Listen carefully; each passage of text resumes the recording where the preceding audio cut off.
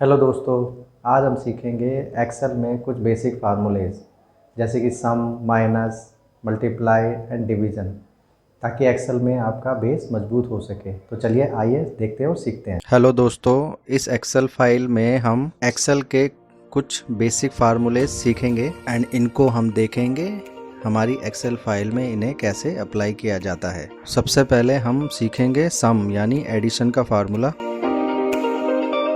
And then minus यानी subtraction का formula, and उसके बाद मल्टीप्लाई यानी मल्टीप्लिकेशन का, एंड लास्ट डिवाइड यानी डिवीज़न का फार्मूला सीखेंगे। मैंने ये एक्सेल के 4 बेसिक फार्मूले इसलिए पकड़े हैं ताकि एक्सेल में आपका बेस मजबूत हो सके, बिकॉज बेसिक फार्मूलेस को एक्सेल में अप्लाई करना आना बहुत ज़रूरी है। इस एक्सेल फाइल में मैं इन फार्मूलेस को कैसे अप्लाई किया जाता है कुछ एग्जाम्पल के थ्रू एक्सप्लेन करूंगा, एंड हम देखेंगे कि इन फार्मूलेस को किस किस तरह से हम अप्लाई कर सकते हैं।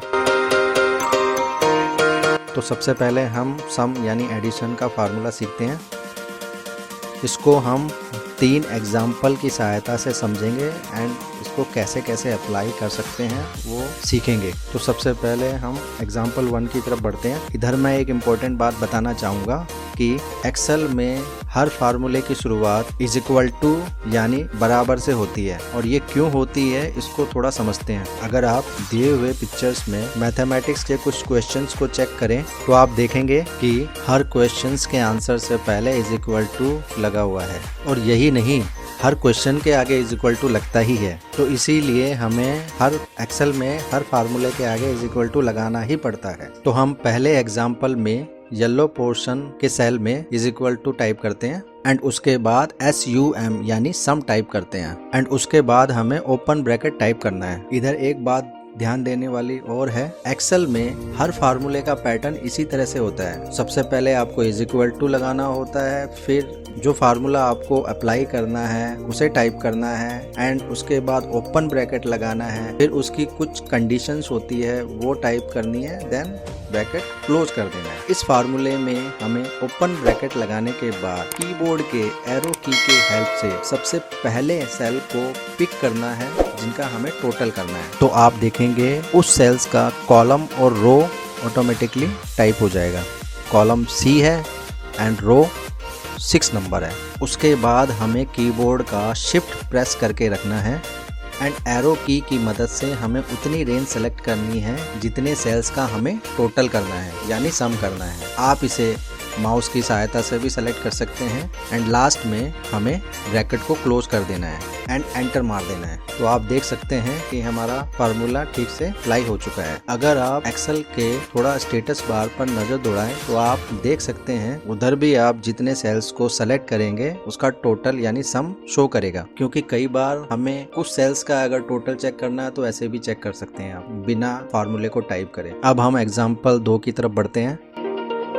एग्जाम्पल 2 में भी कुछ नंबर्स दिए हुए हैं जिनका हमें टोटल यानी सम करना है, बट इस बार कुछ नंबर्स पॉइंट्स में दिए हुए हैं, आप चेक कर सकते हैं। इस बार हम दिए हुए चारों सेल के नंबर को दूसरी तरीके से टोटल करेंगे, बट हर बार की तरह फार्मूले को स्टार्ट करने के लिए सबसे पहले इज इक्वल टू टाइप करेंगे, एंड देन कीबोर्ड के एरो की के माध्यम से या माउस की सहायता से हम सबसे पहले सेल को पिक कर लेंगे, देन प्लस टाइप करना है, एंड 1 बाय 1 हर सेल को सेलेक्ट करते जाना है एंड प्लस लगाते जाना है जब तक हमारे कंप्लीट सेल सेलेक्ट नहीं हो जाते, एंड लास्ट में एंटर मार देना है। टोटल तो हो गया बट हमारे पॉइंट शो नहीं हो रहे हैं इस नंबर में, इस टोटल में। उसके लिए हमें मेनू बार में दिए हुए ऑप्शन इंक्रीज डेसिमल को सेलेक्ट करना है, एंड टोटल को 2 पॉइंट तक इंक्रीज कर देंगे।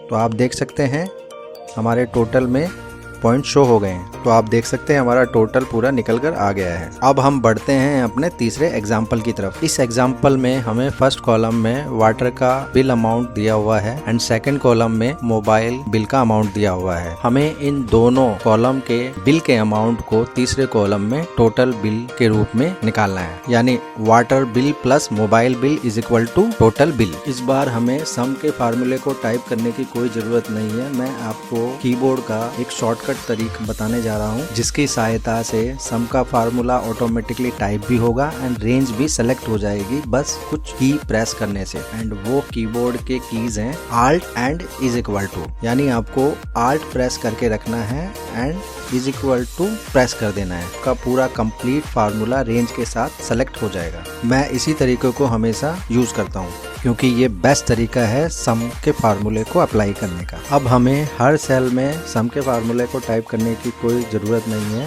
बस जो फार्मूला हमने टाइप किया हुआ है उस सेल को सेलेक्ट करेंगे एंड माउस की सहायता से सेल के कॉर्नर पर क्लिक करके पूरे कॉलम में ड्रैग कर देंगे, जिससे पूरे कॉलम में सारे टोटल आ जाएंगे। आप चेक कर सकते हैं। अब हम दी हुई लास्ट में हर कॉलम का टोटल कर लेते हैं, यानी सम कर लेते हैं। उसके लिए कीबोर्ड की सहायता से Alt and is equal to press कर देना है एंड एंटर लगा देना है एंड माउस की सहायता से हम बाकी कॉलम में भी फार्मूले को ड्रैग कर देंगे। अगर आप फार्मूले में कुछ एडिट करना चाहते हैं तो कीबोर्ड की सहायता से सेलेक्टेड सेल में आपको कीबोर्ड का F2 प्रेस करना है, जिससे आप फार्मूले में कुछ एडिट कर सकते हैं। आप चेक कर सकते हैं। अब हमारे दिए हुए तीनों एग्जाम्पल कंप्लीट हो चुके हैं एंड मैं आशा करता हूं कि आपको सम का फार्मूला कंप्लीटली समझ में आ गया होगा। अब बढ़ते हैं नेक्स्ट फार्मूले की तरफ, माइनस यानी सब्ट्रैक्शन की तरफ। इधर भी मैं माइनस यानी सब्ट्रैक्शन को 3 एग्जाम्पल की सहायता से एक्सप्लेन करूंगा। तो बढ़ते हैं एग्जाम्पल 1 की तरफ। हर बार की तरह हमें फार्मूले को स्टार्ट करने से पहले इज इक्वल टू टाइप करना है एंड उसके बाद हमें उस सेल को सेलेक्ट करना है कीबोर्ड या माउस की सहायता से जिसमें से दूसरा नंबर हमें घटाना है, यानी माइनस करना है। पहले सेल को सेलेक्ट करने के बाद हमें कीबोर्ड से माइनस का सिंबल टाइप करना है एंड उसके बाद सेकंड सेल को सेलेक्ट कर लेना है एंड लास्ट में एंटर मार देना है। तो आप देख सकते हैं हमारा आंसर निकल कर आ गया है। माइनस करने का यही तरीका होता है। अब बढ़ते हैं दूसरे एग्जाम्पल की तरफ। इधर भी 2 नंबर दिए हुए हैं, लेकिन इस बार पहला नंबर दूसरे नंबर से छोटा है। तो सेल में इज इक्वल टू टाइप करते हैं एंड पहले सेल को पिक करते हैं, then minus and second cell को सेलेक्ट करके एंटर लगा देते हैं। अगर आप चेक करें आंसर को, इस बार आंसर ब्रैकेट में आया है। बिकॉज आंसर अगर हमारा ब्रैकेट में आता है तो इसका मतलब है कि आपका आंसर माइनस में है। ब्रैकेट में दिया हुआ नंबर एक्सेल में माइनस माना जाता है। माइनस में इसलिए आया है क्योंकि पहला नंबर दूसरे नंबर से छोटा है। तो बढ़ते हैं तीसरे एग्जाम्पल की तरफ।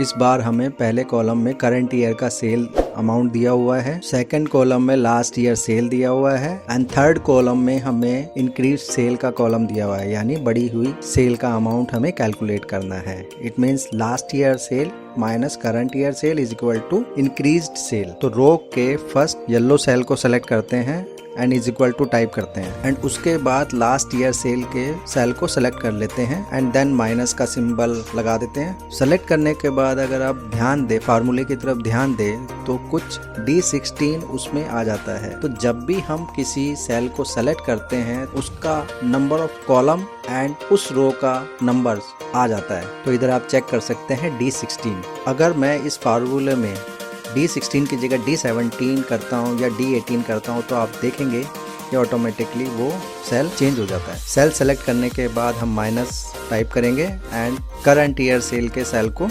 सेलेक्ट कर लेंगे एंड एंटर लगा देंगे एंड उसके बाद फार्मूले को माउस की सहायता से पूरे कॉलम में ड्रैग कर देंगे ताकि सब जगह आंसर आ जाए। अब हम लास्ट वाली रो में भी ग्रैंड टोटल कर लेते हैं। टोटल करने के लिए हमने पिछले सम के एग्जाम्पल पे सीखा ही है। तो पहले कॉलम करंट ईयर सेल के कॉलम में हम वही कीबोर्ड का शॉर्टकट की हेल्प से Alt दबाएंगे एंड उसके बाद इज इक्वल टू प्रेस कर देंगे एंड एंटर लगा देंगे। इस बार हम बाकी दूसरे कॉलम में फार्मूले को ड्रैग नहीं करेंगे, बट फार्मूले को कीबोर्ड की सहायता से कॉपी करेंगे एंड बाकी कॉलम में सेलेक्ट करके पेस्ट कर देंगे। तो आप चेक कर सकते हैं जितना भी येलो पोर्शन हमें दिया हुआ है सब जगह हमारे आंसर निकल कर आ गए हैं। अब हम इंक्रीज सेल के ग्रैंड टोटल को दूसरे तरीके से भी चेक कर लेते हैं।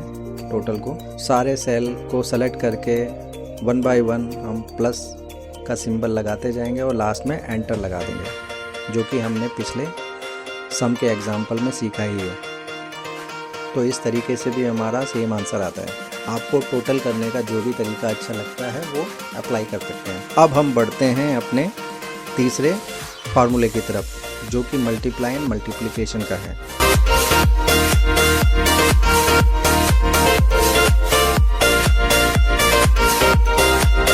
अब अपने पहले एग्जाम्पल की तरफ बढ़ते हैं। इधर भी हमें दो नंबर दिए हुए हैं जिनका हमें मल्टीप्लाई करना है। तो फार्मूले को स्टार्ट करने के लिए इज इक्वल टू टाइप करते हैं एंड जिनका मल्टीप्लाई करना है किसी भी सेल को पहले सेलेक्ट कर लेते हैं, क्योंकि मल्टीप्लाई में किसी भी सेल को सेलेक्ट करने से कुछ फ़र्क नहीं पड़ता क्योंकि आंसर सेम ही आता है। उसके बाद हमें स्टार का सिंबल टाइप करना है, बिकॉज मल्टीप्लाई करने के लिए हमें हमेशा स्टार का सिंबल ही लगाना होता है। एंड उसके बाद हमें सेकंड सेल को सेलेक्ट करके एंटर लगा देना है।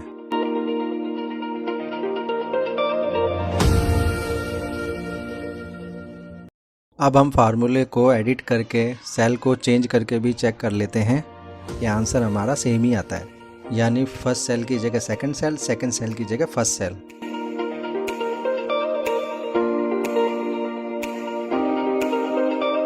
अब एग्जाम्पल 2 की तरफ बढ़ते हैं। एग्जाम्पल 2 में हमें 3 नंबर दिए हुए हैं, तो इधर हम 1 बाय 1 हर सेल को सेलेक्ट करेंगे एंड लास्ट से पहले हर सेल के आगे स्टार लगाते जाएंगे एंड लास्ट सेल सेलेक्ट करने के बाद एंटर लगा देंगे।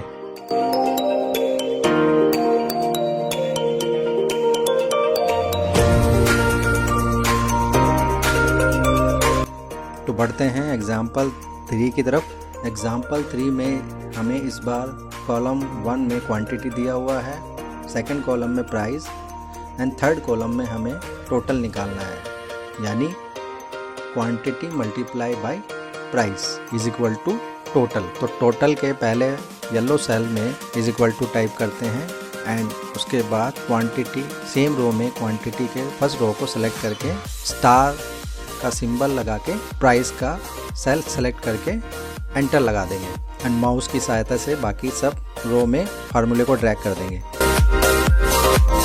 दो सेल में प्राइस पॉइंट्स में दिया हुआ है, तो हम दिए हुए आंसर का डेसिमल वैल्यू 2 पॉइंट से बढ़ा देंगे एंड लास्ट टोटल का ग्रैंड टोटल करने के लिए सेम कीबोर्ड की मदद से Alt plus is equal to press कर देंगे, एंटर लगा देंगे, तो आपका ग्रैंड टोटल भी निकल कर आ जाएगा।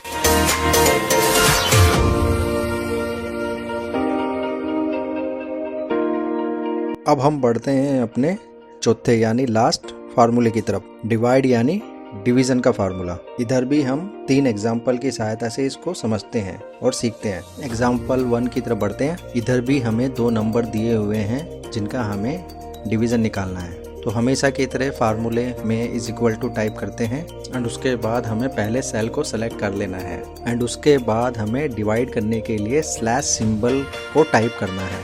देन सेकंड सेल को कीबोर्ड या माउस की सहायता से सेलेक्ट कर लेंगे एंड एंटर लगा देंगे। तो आप चेक कर सकते हैं एग्जाम्पल 1 में हमारा आंसर निकल कर आ गया है।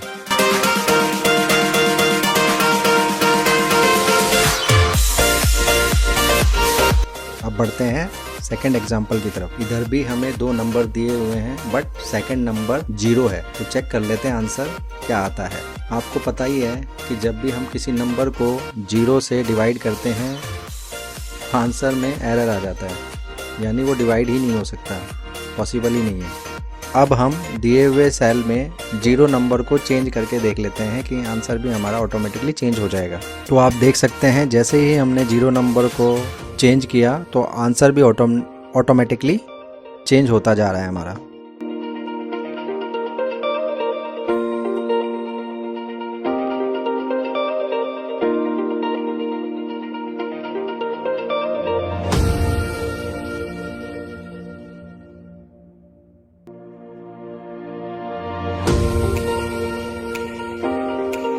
अब हम बढ़ते हैं अपने एग्जाम्पल 3 की तरफ। इस बार हमें पहले कॉलम में कुछ नाम दिए हुए हैं, सेकंड कॉलम में उनके हर नाम के आगे उनका ईयरली सैलरी दिया हुआ है एंड हमें उसका मंथली सैलरी निकालना है।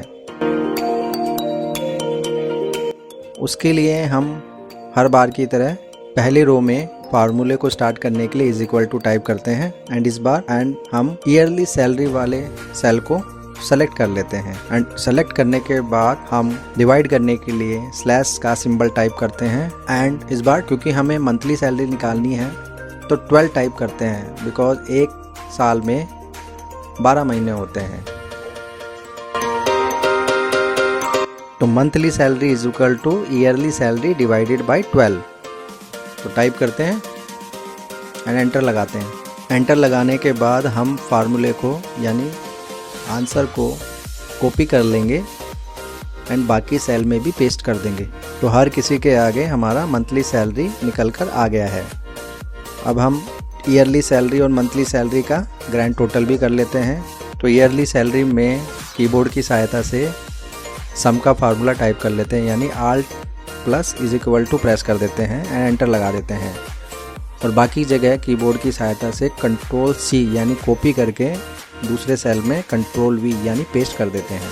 अब मैं आशा करता हूँ कि आपको सारे फार्मूले अच्छी तरह से समझ में आ गए होंगे कि इनको किस किस तरह से आप अप्लाई कर सकते हैं एंड अपने डेली वर्क में इनको इस्तेमाल कर सकते हैं।